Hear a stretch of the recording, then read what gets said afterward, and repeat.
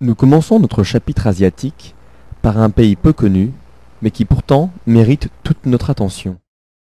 Le Laos est certes un petit pays en superficie, mais il représente une réserve de diversité du vivant admirable.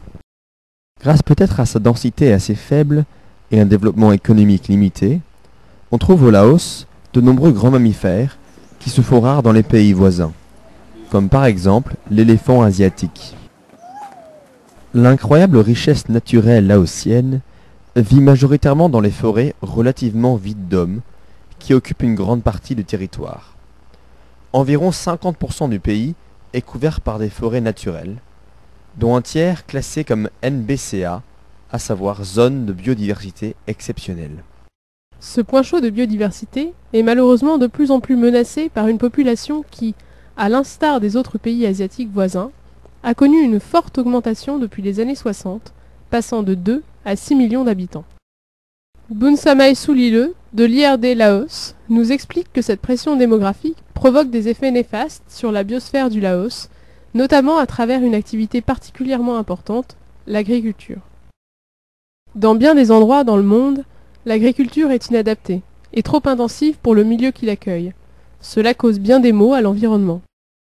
Par sa récente modernisation, elle tend à la standardisation des plantes cultivées, à l'utilisation de procédés chimiques en lieu et place des mécanismes naturels, et bien souvent à la déforestation pour augmenter les surfaces cultivables. Or c'est bien une source de menaces très préoccupante pour le Laos, où l'agriculture, bien souvent de subsistance, fournit 80% des emplois dans le pays.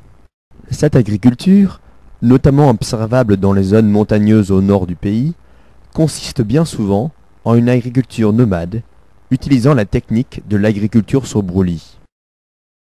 Prenons par exemple cette parcelle de terre, ici occupée par une forêt. Le sol contient un certain taux d'éléments minéraux et de carbone, essentiels à la santé des plantes. Pour mettre en place une agriculture sur brûlis, on coupe la végétation et on la brûle. Le sol, par une fertilisation dite par le feu, va recevoir un apport supplémentaire d'éléments minéraux et de carbone. Le sol se retrouve alors de façon artificielle très fertile. L'agriculteur peut alors cultiver le champ quelques années. Mais la nouvelle plantation étant très gourmande, le sol se retrouve bien vite appauvri. L'agriculteur laisse alors en jachère le sol plusieurs années pour laisser une végétation naturelle réapparaître.